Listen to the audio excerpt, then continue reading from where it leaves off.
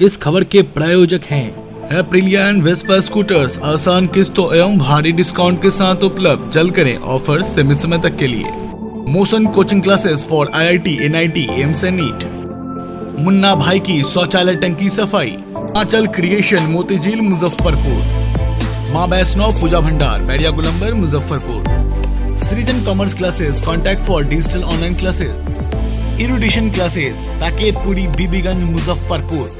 सहारा evolves electrical vehicles showroom, cash purchase के साथ पाए भारी छूट।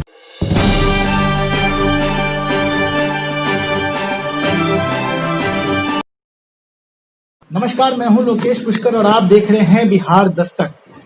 बिहार विधानसभा चुनाव का बिगुल फूंका जा चुका है। लोगों ने अपने अपने स्तर से तैयारी शुरू कर दी है। ऐसे में आज मुजफ्फरपुर जिला में, मुजफ्फरपुर विधानसभा क्षेत्र में हम मौजूद हैं कांग्रेस नेता श्री जितेंद्र कुमार जी के साथ। तो सबसे पहले सर आपका स्वागत है बिहार दस्तक और बिहार दस्तक के दर्शकों के बीच आपका स्वागत है। सबसे पहले मैं आपसे जानना चाहूंगा, क्योंकि बहुत लंबा नहीं ले जाएंगे हम इसको, बहुत संक्षिप्त में ही आपसे सबसे पहला सवाल मैं आपसे जानना चाहूंगा, बिहार और मुजफ्फरपुर, खासकर बिहार और उसमें मुजफ्फरपुर, दोनों के विकास का जो पैमाना है वो आपके नजरिए से क्या है? बिहार और मुजफ्फरपुर की जहाँ तक बात है, तो मुजफ्फरपुर बिहार का एक महत्वपूर्ण जिला ही नहीं, उत्तर बिहार का राजधानी के नाम से जाना जाता है। और मुजफ्फरपुर का जो विकास होगा या होना चाहिए, वो उत्तर बिहार या बिहार के विकास का पैमाना माना जाएगा। और बिहार अपने आप में कोई राज्य भर नहीं है। जनसंख्या के लिहाज से या ऐतिहासिक दृष्टिकोण से देखा जाए तो बिहार अपने आप में एक राष्ट्र के बराबर का राज्य है और मुजफ्फरपुर अपने आप में एक राज्य के बराबर का जिला है। तो मुजफ्फरपुर के विकास के कई मायने हैं। बहुत बड़ी आबादी है बिहार की, लगभग 11-12 करोड़ आबादी है और मुजफ्फरपुर की आबादी भी करीब 40 लाख के आसपास है। तो मुजफ्फरपुर के विकास से उत्तर बिहार के विकास को एक अच्छी दिशा मिल सकती है।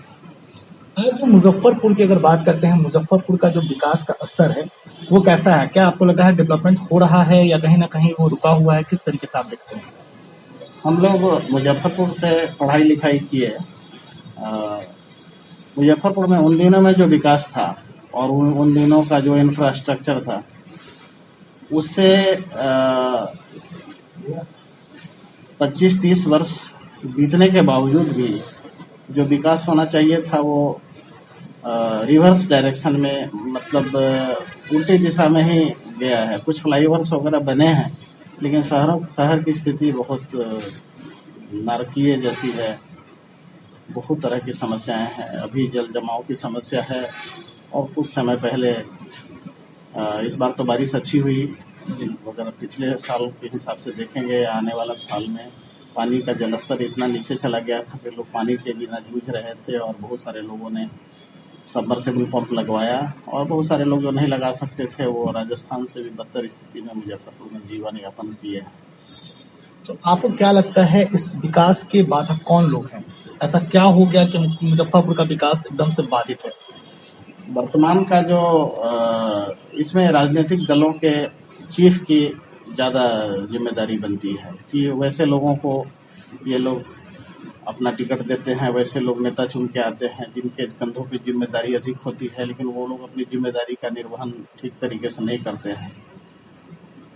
अगर आप चाहें तो इसका सर्वे भी करवा लें कि आप अपने वर्तमान नेता या वर्तमान मंत्री या निवर्तमान मंत्री नेता को, जो पहले भी विधायक रह चुके हैं, उनको 10 में से कितने नंबर देते हैं तो आपको सही वास्तविक स्थिति का पता लगेगा। एक संपूर्ण परिवर्तन की जरूरत मुजफ्फरपुर को। मतलब क्या लग रहा है, राजनीतिक परिवर्तन क्या किस तरीके से होना चाहिए, इस पर आप क्या कहेंगे? क्योंकि लगातार अगर देखा जाए तो 10 साल से मुजफ्फरपुर, अगर विधानसभा क्षेत्र की बात करते हैं तो भारतीय जनता पार्टी से सुरेश कुमार शर्मा वहां विधायक हैं। फिर भी अगर लोगों का अगर जिस तरीके से नजरिया है, बिहार दस्तक पे भी हम लोग कई पोल करते हैं तो लोगों को भी ऐसा लग रहा है कि नहीं, विकास कहीं ना कहीं बाधित है। क्या राजनीतिक परिवर्तन किस प्रकार का होना चाहिए? राजनीतिक परिवर्तन एक नेताओं में दृढ़ इच्छा शक्ति होनी चाहिए और उनको विकास उन्मुखी होना चाहिए, क्योंकि नेता तो आते जाते रहते हैं। ये सिर्फ 10 वर्षों की बात नहीं है। इससे पहले भी जो 15 वर्ष तक नेता थे मुजफ्फरपुर के। उन्होंने मुजफ्फरपुर के विकास के लिए क्या काम किया है, ये आप लोगों से भी छुपा हुआ नहीं है। तो मुजफ्फरपुर का विकास जो होना चाहिए था, मैं 10 में से मुश्किल से 2 नंबर भी नहीं दूंगा मुजफ्फरपुर के विकास को। जो मुजफ्फरपुर को विकास की ज़रूरत है, जिससे बिहार या उत्तर बिहार को जो दिशा मिलेगा वो नहीं हो पा रहा है। कि कई बार क्या होता है कि जब हम लोग विकास की बात करते हैं तो पक्ष के दल से ही, जो जब विपक्ष के भी दल की अगर बात करें तो लगातार मुजफ्फरपुर के विकास में सड़कों का चर्चा होता है, नालों का चर्चा होता है। हम क्यों भूल जाते हैं मुजफ्फरपुर में लीची सबसे ज्यादा महत्वपूर्ण है, लीची की भूमिका। लीची उत्पादन तो यहाँ होती है मगर उसकी मार्केटिंग को लेकर कोई प्लानिंग उस तरीके की नहीं है, या फिर गन्ना का अनुसंधान केंद्र है यहाँ पर, उसको लेकर कोई प्लानिंग नहीं है। लाठी का भी बड़ा बाजार है, उसको भी किसी तरीके से प्लान वे में मार्केटिंग उसकी नहीं की जा रही है, ना ही उसको मार्केट दिया जा रहा है। इस पर आपका क्या कहना है? हाँ, निश्चित रूप से लीची के मुजफ्फरपुर को भारत के लोग लीची के नाम से ही जानते हैं कि लीची उत्पादक प्रमुख शहर रहा है और है भी है। लेकिन लीची सिर्फ एक रॉ मटेरियल बन के रह जाता है, इसकी प्रसंस्करण इकाई की कमी है। लीची का व्यापक स्तर पर उत्पादन और उसका प्रोसेसिंग अगर हो, बिल्कुल इसी तरह से मक्का का भी बहुत खेती होता है यहाँ पे। मक्का का प्रोसेसिंग हो, धान का भी अच्छा उत्पादन होता है, धान की प्रोसेसिंग हो। आज 14 रुपये किलो धान बिक जाता है और 40 रुपये किलो चावल बन के हरियाणा पंजाब से आता है। ये बिहार के लिए बहुत ही दुखद है। यहाँ दलहन तिलहन के उत्पादन बढ़ाने की भी जरूरत है, क्योंकि बड़ी जनसंख्या है हमारी और उसके लिहाज से हमें काम करना होगा। ये सब राजनीतिक इच्छा शक्ति पे ही निर्भर करता है। अभी जैसे हम लोगों का सर्वे हो रहा था तो हम लोगों ने उसमें सर्वे में जानने की इच्छा जाहिर की कि मुजफ्फरपुर विधानसभा क्षेत्र से कौन कौन लोग बेहतर उम्मीदवार हो सकते हैं। कई लोगों ने उसमें आपका भी नाम प्रस्तावित किया। मैं यह जानना चाहता हूं कि यदि अगर आपको मुजफ्फरपुर का बागडोर दिया जाए, मैं ये चुनाव लड़ने और बाकी चीजों की प्रक्रिया के विषय में नहीं बोल रहा हूँ, यदि अगर आपको दिया जाए या आपके पास होता है तो आप किस आधार पर मुजफ्फरपुर के विकास को आगे लेके मतलब चलेंगे, किस प्रकार से आप इनिशिएटिव लेंगे, क्या करेंगे? मुजफ्फरपुर को एक संपूर्ण परिवर्तन की जरूरत है। जैसे दिल्ली में नई दिल्ली का विकास हुआ, मुंबई में नवी मुंबई का विकास हुआ, सारे महानगरों में एक न्यू टाउनशिप डेवलप हुआ।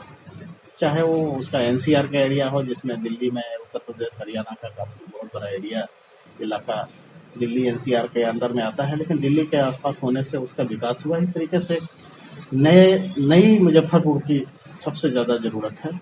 इसके अलावा इंफ्रास्ट्रक्चर में जो लकड़ी ढाई का पुल बन रहा है, जिस काम में निश्चित रूप से यह स्वागत योग्य है कि लकड़ी ढाई का पुल बनना, लेकिन इसके कंप्लीशन में काफ़ी देर हो रहा है, जिसकी वजह से शहर काफ़ी जाम से, प्रदूषण से जूझ रहा है। काफ़ी लोगों की परेशानी बढ़ी हुई है। बहुत सारा लोड अखाड़ा घाट पुल पे पड़ा हुआ है। इस काम में तेजी लाने की ज़रूरत है। 0 माइल जैसे कई चौक है, गोरिया चौक, बाजार चौक है, सरियागंज टावर है, इस सब में फ्लाईओवर्स की ज़रूरत है। और प्रदूषण के लिहाज से भी आपने नहीं पूछा है, लेकिन महत्वपूर्ण विषय है। मैं बताना चाहूँगा कि प्रदूषण के लिहाज से, हाँ, अगला सवाल आपका था। तो प्रदूषण के लिहाज से भी मुजफ्फरपुर को ई रिक्शा वाला जो मॉडल है, ये मैं 3-4 साल पहले मैं दैनिक जागरण के ऐसे ही डिबेट हुआ था, उसमें मैं ये बात रखा था कि मुजफ्फरपुर को ई रिक्शा की ज़्यादा ज़रूरत है, क्योंकि मुजफ्फरपुर में डीजल से, केरोसिन से लोग चलाते हैं। टेम्पो परिवहन का यही साधन है, तो इससे काफ़ी परेशानी होती है। तो लोगों ने बोला ये कैसे संभव है, मुजफ्फरपुर में ई रिक्शा कहाँ से आएगा। आज ई रिक्शा मुजफ्फरपुर में है, इसको 100% तक बढ़ाने की ज़रूरत है, जिससे मुजफ्फरपुर में ट्रैफिक या प्रदूषण पे नियंत्रण हो। और मुजफ्फरपुर में जो मधौल बाईपास का भी निर्माण हो रहा है, इसके लिए वर्तमान जिलाधिकारी का जो कदम है वो काफ़ी सराहनीय है। मैं उनसे मिल रहा था अभी 3-4 रोज पहले। मैंने उनको बताया था कि मधौल बाईपास में आपका जो इनिशिएटिव है वो बहुत अच्छा है, मुजफ्फरपुर का ट्रैफिक और पॉल्यूशन से कंट्रोल में वो मदद करेगा। 2 मुद्दे हैं, एक तो विकास का मुद्दा और एक जो वर्तमान जो स्थिति है उससे निपट के एक मॉडर्न मुजफ्फरपुर बनाने का, दोनों पहलुओं पर साथ साथ काम करने की ज़रूरत है। आपने अभी सड़कों की भी बात की है, हाईवेज की बात की है, अभी जैसे एक जो हाईवे है आपका मधौल के पास में, जो पटना कनेक्टिविटी का जो रोड है, वहाँ रामदयालो और मधौल के बीच में काफी रोड टूटा हुआ है। जाम का सबसे बड़ा मतलब वहाँ पे वजह है, जाम वहाँ बार बार लगती है। फिर मतलब वही बात करें अगर मुजफ्फरपुर शहर में इंटर करने के बाद संजय सिनेमा का जो पुल है वो काफी टूटा हुआ है और काफी छोटा है, इस वजह से भी वहाँ लंबी जाम लगती है। मगर इस पर कभी भी किसी जनप्रतिनिधि का ध्यान क्यों नहीं जाता? ये चूंकि गंभीर समस्या है, इस पर जनप्रतिनिधि कभी बात क्यों नहीं करते हैं? आम जन भी जाम में फंसे जरूर रहते हैं, मगर जनप्रतिनिधि को दिखाई जरूर देता है, मगर वो इस पर चर्चा कभी नहीं करते। इस पर आप क्या, किस तरीके से आप देखते हैं इसको? इस पे मुझसे ना ही पूछे तो ज़्यादा बढ़िया होगा, क्योंकि सत्य कटु होता है। राजनीति का उद्देश्य सेवा के अलावे व्यापार होगा तब तक संभव नहीं। मेरा भी छोटा सा व्यापार है दिल्ली में, मैं उसको छोड़ के समाज के लिए अधिक से अधिक समय दे रहा हूँ कि कैसे हमारे मुजफ्फरपुर का विकास होगा, जिससे उत्तर बिहार या बिहार को एक दिशा मिलेगा। बिहार का स्वावलंबी विकास कैसे होगा, हर घर कैसे तरक्की करेगा, सरकार के ऊपर जिम्मेदारी कैसे कम होगी, और सरकार के ऊपर जो भी जिम्मेदारी होगा उसका अच्छे से कैसे निर्वहन करेंगे, इसके लिए हमारी भी कुछ जिम्मेदारी बनती है। ठीक है, आज हम नेता नहीं हैं, कार्यकर्ता हैं, एक पद पे बैठे हैं, लेकिन जिम्मेदारी तो व्यक्ति विशेष की भी है, सिर्फ नेताओं की नहीं है। व्यक्ति विशेष की जिम्मेदारी तो बनती ही है। अभी जैसे मुजफ्फरपुर में आपने ट्रैफिक का मुद्दा तो खैर हालांकि आपने किया है चर्चा, फिर भी मैं एक बार फिर इस चीज को जोड़ना चाहूंगा। मुजफ्फरपुर में ट्रैफिक को लेकर कोई प्लान्ड वे में काम नहीं होता है।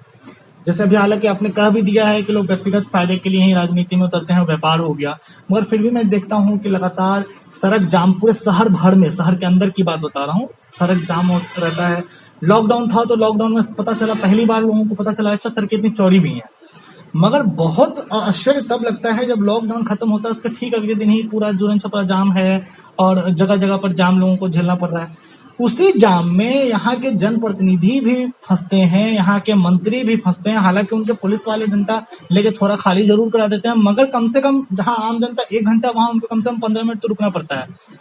उसके बावजूद भी कोई प्लांट वे में काम क्यों नहीं हो रहा है? और क्या इस पर मतलब क्या, जैसे अब जो लोगों को ऐसा लगने लगा है कि यह समस्या जो है इसी के साथ जीना है, यह समस्या का कोई निदान नहीं, क्या वाकई इसका कोई निदान नहीं है?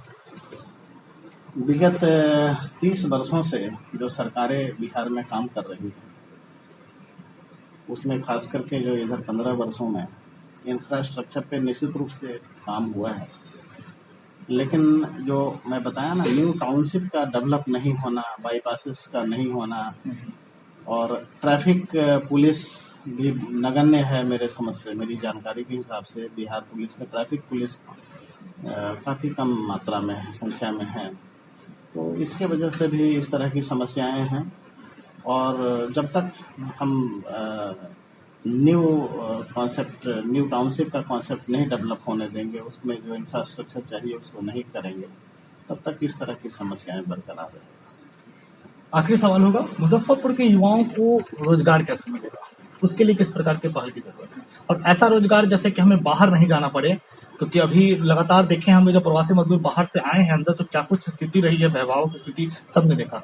मुजफ्फरपुर के युवाओं को बेरोजगार कैसे मिलेगा और यही घर पे कैसे रोजगार मिलेगा? हाँ, मैं बिल्कुल, आपने बिल्कुल आखिरी और बिल्कुल उचित और आवश्यक सवाल आपने उठाया है। रोजगार की नहीं, स्वरोजगार की अधिक जरूरत है। स्वरोजगार सबसे अच्छा रोजगार का साधन है। इसमें हम अपने साथ साथ अपने लोगों को भी रोजगार देते हैं, कई लोगों को भी रोजगार देते हैं, और उनको भी धीरे धीरे सेमी स्किल्ड और स्किल्ड बनाते जाते हैं। इसके लिए कृषि आधारित उद्योग, जैसे कि मशरूम का उत्पादन, उसकी प्रोसेसिंग, इसका एक्सपोर्ट भी हो सकता है।